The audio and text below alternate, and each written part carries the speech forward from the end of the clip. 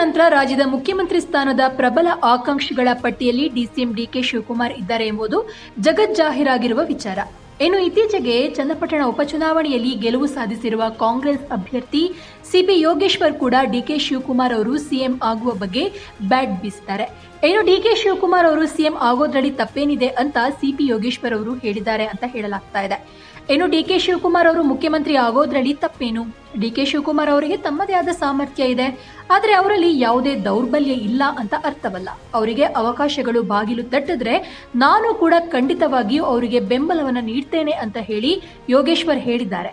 ಇನ್ನು ಮೊದಲಿಗೆ ಬದ್ಧ ವೈರಿಗಳು ಅಂತಾನೆ ಕರೆಯಲ್ಪಡ್ತಾ ಇದ್ದಂತಹ ಸಿಪಿ ಯೋಗೇಶ್ವರ್ ಹಾಗೂ ಡಿಕೆ ಶಿವಕುಮಾರ್ ಅವರು ಈ ಉಪಚುನಾವಣೆ ಸಂದರ್ಭದಲ್ಲಿ ದೋಸ್ತಿಗಳಾಗಿ ಕಾಣಿಸಿಕೊಂಡರು. ಜೆಡಿಎಸ್ ಬಿಜೆಪಿ ಮೈತ್ರಿಯಿಂದ ಯೋಗೇಶ್ವರ್ ಹೊರಬಂದಿದ್ದಲ್ಲದೆ ಕಾಂಗ್ರೆಸ್ಗೆ ಸೇರ್ಕೊಂಡು ಚನ್ನಪಟ್ಟಣ ಉಪಚುನಾವಣೆಯ ಟಿಕೆಟ್ ಪಡೆಯುವಲ್ಲಿಯೂ ಕೂಡ ಯಶಸ್ವಿಯಾದರು. ಇನ್ನು ಡಿಕೆ ಶಿವಕುಮಾರ್ ಹಾಗೂ ಡಿಕೆ ಸುರೇಶ್ ಅವರು ಯೋಗೇಶ್ವರ್ ಅವರ ಬೆನ್ನಿಗೆ ನಿಂತು ಚುನಾವಣೆಯಲ್ಲಿ ಗೆಲುವು ಸಾಧಿಸಲಿಕ್ಕೆ ಸಾಥ್ ನೀಡಿದ್ದಾರೆ. ಈ ಹಿನ್ನೆಲೆ ಸಿಪಿ ಯೋಗೇಶ್ವರ್ ಅವರು ಡಿಕೆ ಶಿವಕುಮಾರ್ ಅವರು ಮುಖ್ಯಮಂತ್ರಿ ಆಗಬೇಕು ಎನ್ನುವ ವಿಚಾರವಾಗಿ ಬ್ಯಾಟ್ ಬೀಸಿದ್ದಾರೆ. ನನಗೆ ಮತ್ತು ಕಾಂಗ್ರೆಸ್ಗೆ ಈ ಗೆಲುವಿನ ಪರಿಸ್ಥಿತಿ ಸೃಷ್ಟಿಯಾಯಿತು. ಒಂದ್ ವೇಳೆ ನಾನು ಕಣಕ್ಕಿಳಿಯದಿದ್ರೆ ಕಾಂಗ್ರೆಸ್ ಸೋಲ್ತಾ ಇತ್ತು. ಇದು ನಮ್ಮ ನಡುವೆ ಆಗಿರುವ ಒಪ್ಪಂದವಾಗಿದ್ದು, ಕಾಂಗ್ರೆಸ್ ಸೋತಿದ್ರೆ ಡಿಕೆ ಶಿವಕುಮಾರ್ ಅವರ ಘನತೆಗೆ ಧಕ್ಕೆಯಾಗ್ತಾ ಇತ್ತು ಅಂತ ಸಿಪಿವೈ ಹೇಳಿದ್ದಾರೆ. ಇನ್ನು ನನ್ನ ಪ್ರಕಾರ ನಿಖಿಲ್ ಕುಮಾರಸ್ವಾಮಿ ಅವರು ರಾಜಕೀಯಕ್ಕೆ ಇನ್ನೂ ಹೊಸಬ್ರು. ಅವರು ನನಗೆ ಸರಿಸಾಟಿಯೂ ಅಲ್ಲ. ನಾನು ಈ ಹಿಂದೆ ನಿಖಿಲ್ ಅವರ ತಾಯಿ ಅನಿತಾ ಕುಮಾರಸ್ವಾಮಿ ಅವರನ್ನ ಚುನಾವಣೆಯಲ್ಲಿ ಸೋಲಿಸಿದೆ.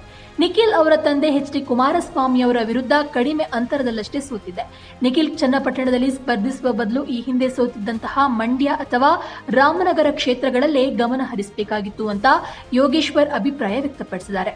ಇನ್ನು ಮಾಜಿ ಪ್ರಧಾನಿ ಎಚ್.ಡಿ. ದೇವೇಗೌಡ ಅವರಿಗೆ ಹೆಚ್ಚು ವಯಸ್ಸಾಗಿದೆ. 90 ವರ್ಷಗಳನ್ನ ಪೂರೈಸಿದ ನಂತರ ಅವರು ರಾಜಕೀಯದಿಂದ ನಿವೃತ್ತಿ ಪಡೆಯಬೇಕಾಗಿತ್ತು. ಆದರೆ ಅವರು ಪ್ರಧಾನಿಯ ಆದ ನಂತರವೂ ಅಧಿಕಾರದ ಆಸೆ ಉಳಿದುಕೊಂಡಿದ್ದು ತಮ್ಮ ಮೊಮ್ಮಗ ನಿಖಿಲ್ ಗೆಲ್ಲಿಸಲು ಸಾಧ್ಯವಾಗಲಿಲ್ಲ ಅಂತ ಹೇಳಿದ್ದಾರೆ. ನಾನು ಈ ಹಿಂದೆ ಅಧಿಕಾರದಲ್ಲಿದ್ದಾಗ ನೀರಾವರಿ ಯೋಜನೆಗಳನ್ನು ಅಭಿವೃದ್ಧಿಪಡಿಸಿದೆ. ಇದರ ಸಹಾಯ ಪಡೆದು ಕೃಷಿ ಮಾಡ್ತಾ ಇರುವ 50% ಒಕ್ಕಲಿಗರು ನನಗೆ ಮತವನ್ನ ಹಾಕಿದ್ದಾರೆ ಎನ್ನುವ ವಿಶ್ವಾಸವಿದೆ. ಕುಮಾರಸ್ವಾಮಿ ಅವರು ಚನ್ನಪಟ್ಟಣವನ್ನ ಹಾಳು ಮಾಡಿದ್ದು ಅಲ್ಲಿನ ಆಡಳಿತವೆಲ್ಲ ಕುಸಿದಿದೆ. ಕ್ಷೇತ್ರದಲ್ಲಿರುವಂತಹ ಭ್ರಷ್ಟಾಚಾರವನ್ನ ಕಿತ್ತೆಸೆಯಬೇಕಾಗಿದೆ ಅಂತ ಯೋಗೇಶ್ವರ್ ಹೇಳಿದ್ದಾರೆ.